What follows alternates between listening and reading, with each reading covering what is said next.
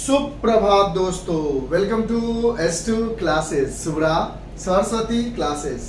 तो आज की क्लास में हम आपके लिए क्लास 12th के फिजिक्स के रिगार्डिंग कैपेसिटर का क्वेश्चन लेकर आए हैं। और एक बात हम आपको बता देते हैं, कैपेसिटर में सारी टॉपिक्स डाइलेक्ट्रिक की वजह से कैपेसिटेंस क्या होगा, विदाउट डाइलेक्ट्रिक कैपेसिटेंस क्या होगा, सीरीज कॉम्बिनेशन का प्रूफ कैसे होगा, सी इक्विवेलेंट बराबर जो भी आता होगा, पैरेलल कॉम्बिनेशन का इक्विवेलेंट कैसे प्रूफ होगा, ये बहुत यानी कैपेसिटर के रिगार्डिंग ये जो 4 5 6 7 बातें हमने बोली है वो बहुत इंपॉर्टेंट है। इतना इंपॉर्टेंट है कि इससे हर साल कुछ न कुछ क्वेश्चंस पूछे जाते हैं, या तो डेरिवेशन या तो ऐसे न्यूमेरिकल 2 नंबर में कुछ भी पूछा जा सकता है।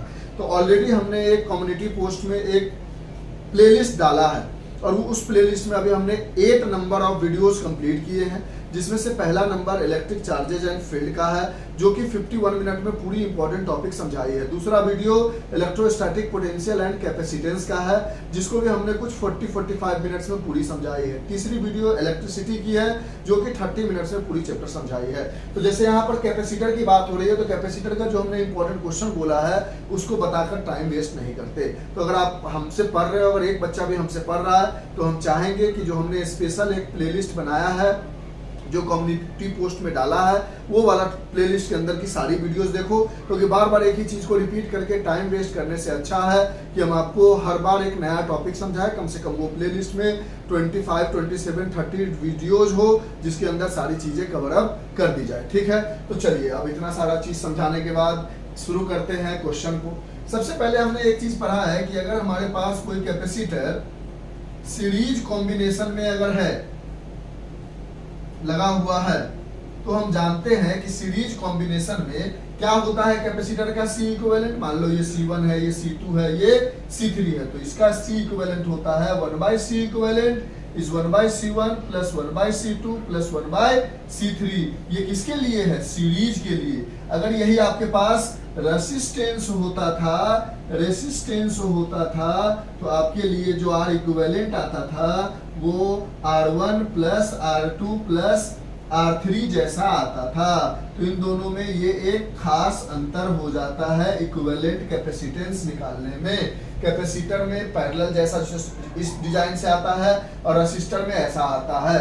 उसी तरह अगर कैपेसिटर को पैरेलल में लगा दिया जाए, अगर कैपेसिटर को पैरेलल में लगा दिया जाए और उसका इक्विवेलेंट कैपेसिटेंस पूछे, ऐसे बैटरी लगा दिया ऐसे ऐसे और बोला ये C1 है, ये C2 है और ये C3 है, बोला इसका C इक्विवेलेंट होगा C1 plus C2 plus C3। लेकिन अगर यही पैरेलल में रेसिस्टेंस है तो उसका C इक्विवेलेंट हो जाएगा, R इक्विवेलेंट हो जाएगा 1/R1 plus 1/R2 plus 1/R3। तो ओवरऑल एक सिंपल सा लॉजिक जो आपको पता भी था, हमें 100% पता है कि 99% बच्चों को इसके बारे में जानकारी है, फिर भी हम वो 1% को भी कवर अप कर रहे हैं जिनको जानकारी ना हो। ये सारी चीजें और ये कैसे आता है इसका डेरिवेशन, ये कैसे आता है इसका डेरिवेशन, ये दोनों कैसे आता है इसका डेरिवेशन डिलीटेड है, लेकिन फिर भी हमने इलेक्ट्रोस्टैटिक पोटेंशियल में जल्दी में दोनों चीजें बताई है। लेकिन प्रॉब्लम ये है कि कहता है find the equivalent capacitance between A and B in the combination given below, each capacitor is 2 microfarad. ये भी कैपेसिटर का जो कैपेसिटेंस है वो 2 माइक्रोफैराड है, ये भी जो है वो 2 माइक्रोफैराड है, ये भी जो है वो 2 माइक्रोफैराड है, ये भी जो है वो 2 माइक्रो है और ये भी 2 माइक्रोफैराड है। कहता है कि इसका इक्विवेलेंट कितना होगा। तो सर ना तो ये सीरीज जैसा दिख रहा है ना तो पैरेलल जैसा दिख रहा है, तो करे क्या, सोचे तो सोचे कैसे। तो हमने बोला इसका हम एक उपाय ढूंढ सकते हैं। क्या उपाय ढूंढ सकते हैं सर? तो उपाय ये है कि हम इसमें जरा V को पास कराएं, मतलब हम एज्यूम कर लेते हैं कि ये किसी बैटरी से जुड़ा हुआ होगा, ऐसा एज्यूम कर लेते हैं A से B पॉइंट को। अब बोलते हैं अगर यहाँ V है तो यहाँ से आगे बढ़ा, यहाँ तक भी V ही रहा ना, 10 है तो 10 ही रहा। क्यों? क्योंकि इधर कोई रेसिस्टर नहीं है। यहाँ से यहाँ पहुंचे तो यहाँ भी V ही रहा, यहाँ से यहाँ पहुंचे तो ये कैपेसिटर आ गया तो V नहीं रहा। अच्छा, इधर साइड हमने बोला 0 होता है तो यहाँ भी 0 रहा, इधर साइड पहुंचे तो यहाँ भी 0 रहा। लेकिन आगे बढ़े तो कैपेसिटर है, जब कोई रेसिस्टर या कैपेसिटर आ जाता है तो सेम नहीं रहता, इस जगह सेम इसलिए था।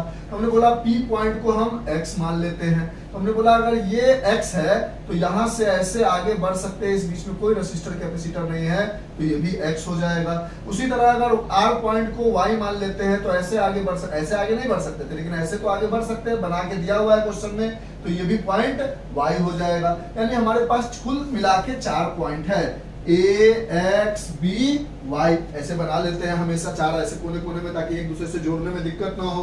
पहला वाला जो कैपेसिटर है हमारे पास वो V और X के बीच में जुड़ा है। तो V मतलब A जो है वो V है, B जो है वो 0 है, तो A और X के बीच में जुड़ा है, यानी यहाँ पर एक कैपेसिटर है। फिर ये वाला जो कैपेसिटर है वो X और ये पॉइंट को माना है Y। देखो ना, ये माना हुआ पॉइंट ये है, दिया हुआ वो था, तो ये X ये Y, वन सेकेंड, पहले V और X के बीच में लिख लिया हमने, फिर X और Y के बीच में हमें लिखना है। X और Y के बीच में ये कैपेसिटर आ रहा है, X कहाँ है, यहाँ है, और Y कहाँ है, यहाँ है, तो X और Y के बीच में एक कैपेसिटर आ गया। फिर आगे बढ़े तो ये वाला जो कैपेसिटर है 2 माइक्रोफैराड, ये किसके बीच में आ रहा है, Y और X के बीच में ही आ रहा है, यानी Y और X के बीच में एक और कैपेसिटर आ गया। देख रहे हो ना, पहले देखो आराम से, ये V और x के बीच में आ रहा है तो बना दिया v और x के बीच में। फिर ये x और y के बीच में आ रहा है तो बना दिया x और y के बीच में। ठीक है, ऐसे मत बनाओ, बता देते आराम से, कंफ्यूज बिल्कुल मत करना। पहला आ रहा है, फिर दूसरा y और x के बीच में आ रहा है, यानी कुछ ऐसे ही रहेगा। फिर ये तीसरा वाला x और y के बीच में आ रहा है। ठीक है, फिर ये चौथा वाला y और 0 के बीच में आ रहा है, ऐसा है। यानी अगर हम एक पॉइंट दे दे A, फिर दे दे x, फिर y, फिर b, ओके, ऐसा बनाकर डायग्राम हमें समझ नहीं आ रहा है, तो एक A से x है, A x से y में 1 है, 2 है, 3 है, फिर y से b में 1 है, ऐसा बन गया। समझो कैसे दिमाग लगाना पड़ेगा। वैसे हमने लिखा अटपटांग टाइप का बन गया तो A दे दिया पहले, फिर उसके बाद X आ रहा था तो X दे दिया, फिर Y आ रहा था तो Y दे दिया, फिर X था Y था, फिर B था तो B दे दिया। तो हमने बोला ये पहला वाला कैपेसिटर जो है वो V और X के बीच में है, बना दिया। दूसरा A जो है वो V ही है ना, और B जो है वो 0 ही है ना, तो पहला वाला कैपेसिटर V और X के बीच में है, बना दिया ये 2 माइक्रोफैराड। दूसरा वाला कैपेसिटर X और Y के बीच में है तो X और Y के बीच में बना दिया, ये भी 2 माइक्रोफैराड। तीसरा वाला कैपेसिटर भी Y और X के बीच में ही है तो बना दिया, ये भी 2 माइक्रोफैराड। चौथा वाला कैपेसिटर भी X और Y के बीच में ही है, ये भी बना दिया 2 माइक्रोफैराड। उसके बाद वाला कैपेसिटर Y और 0 के बीच में है तो बना दिया 2 माइक्रोफैराड Y और 0 के बीच में। अब तो कहानी खत्म है। अब इन तीनों का C इक्विवेलेंट निकालोगे तो बोलोगे C इक्विवेलेंट बराबर C1 plus C2 plus C3, ये मत कह देना 1/C1, पैरेलल में उल्टा होता है इसका, तो ये क्या हो जाएगा 2 microfarad plus 2 microfarad plus 2 microfarad is 6 microfarad हो जाएगा।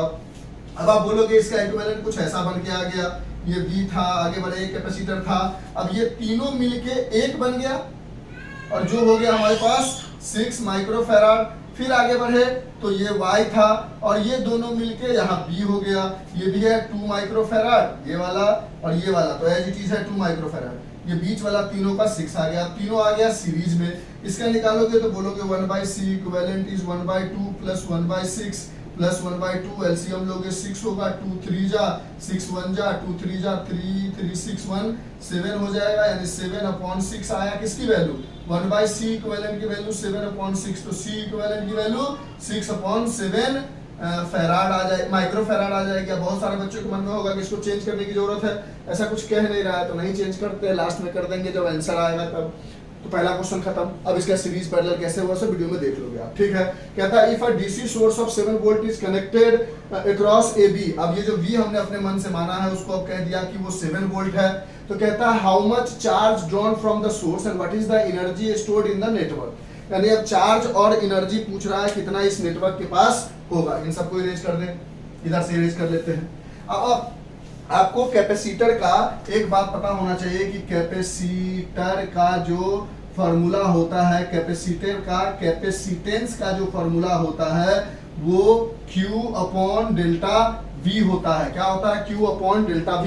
चार्ज निकालना है तो Q बराबर CV, डेल्टा V लिखो या V लिखो, C की जगह तो C इक्विवेलेंट कितना आया है C इक्विवेलेंट आया है 6 अपॉन 7, तो 6 अपॉन 7 इंटू V कितना दे दिया गया है 7 वोल्ट, तो ये इससे कट गया यानी 6 माइक्रो कूलम, क्योंकि चार्ज का यूनिट माइक्रो में होता है, तो 6 into 10 to the power -6 coulomb is the charge. अब आपसे पूछ रहा है एनर्जी, तो एनर्जी का डेरिवेशन पढ़ना नहीं था। एनर्जी इक्वल्स टू एक फार्मूला याद रखो, हाफ CV²। बोलोगे V भी है C भी है, फार्मूला लगा लेते हैं। एनर्जी बराबर हाफ, C की जगह है हमारे पास कितना 6/7 और V की जगह है 7, लेकिन स्क्वायर है तो 7, ये कट गया तो एनर्जी बराबर आ गया 42, द्वितीय 6 यानी 21 आ गया। और एनर्जी हमेशा जूल में होती है। अगर मान लो इससे 3 फार्मूला एनर्जी का याद रखना है, एक हाफ CV², दूसरा C equals to Q upon V होता है, C की जगह Q अपॉन V डाल दोगे तो E बराबर हाफ इंटू C की जगह Q upon V into V², ये V कट जाएगा तो एनर्जी बराबर 1/2 QV हो जाएगा। अगर आप मान लो यहाँ से ऐसा करते हो कि V को इधर ले आते हो और Q अपॉन C लिख देते हो, तो एनर्जी का क्या फार्मूला होगा, तो उस V की जगह Q अपॉन C डालोगे तो E बराबर half C into Q upon C का स्क्वायर, क्योंकि V² है तो E बराबर 1/2 C into Q² upon C², C से C कट जाएगा तो E बराबर Q² अपॉन 2C आ जाएगा। देखो जैसे मन है वैसे बना लो। चार्ज भी दिया हुआ है हमारे पास। चार्ज कितना निकाला था हमने अभी इसका C equals to Q21 joule निकाला था, उसकी मदद से भी हम इसको सॉल्व कर सकते थे। चार्ज रख के जैसे भी मन 21 जूल नहीं लिखा था, चार्ज हमने अभी निकाला, C इक्विवेलेंट निकाला, उसके बाद how much charge is drawn from the source. अच्छा चार्ज नहीं निकाला, एनर्जी निकाल लिया, अपने चार्ज निकाला ना 6 इंटू 10 टू द पावर -6, तो यहाँ पर 6 माइक्रोफैराड भी ले सकते थे, कर सकते थे। ओवरऑल बात समझ के चार्ज निकाला, सॉरी हम कंफ्यूज करके कि चार्ज निकाला है। चार्ज तो निकाला हमने, तो टोटल चार्ज से भी यूज कर सकते थे, या ये Q अपॉन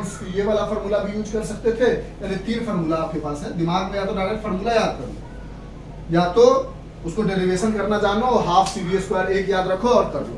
तो कैपेसिटर का अब हमने सारी चीजें बता दी। अब जितना हमने बनाया है प्लेलिस्ट में, अब उसमें कैपेसिटर के रिगार्डिंग कोई क्वेश्चन हमने नहीं छोड़ा। यानी कैपेसिटर में अगर बोर्ड में कोई क्वेश्चन पूछा जाएगा तो कोई दिक्कत नहीं होगी, ठीक है। और कैपेसिटर बहुत इंपॉर्टेंट टॉपिक भी है, 5 से 6 नंबर खींच के लेके जाएगा कैपेसिटर। बहुत सारा टॉपिक है इसके अंदर, ठीक है। पढ़ लेना, एनर्जी वगैरह भी समझा दी। और जितना टॉपिक जैसे electric charge and field, electrostatic potential and capacitance, current, electricity और कैपेसिटर का एक टॉपिक बच गया था, वो सब मिला जुला कर हमने 3 चैप्टर का 100% कर दिया। और हम आगे की तरफ बढ़ रहे हैं इंपॉर्टेंट क्वेश्चन के साथ। Bye, have a nice day, enjoy, take care, stay home, stay safe. अच्छा लगे तो as it is a comment. Bye, thank you sir.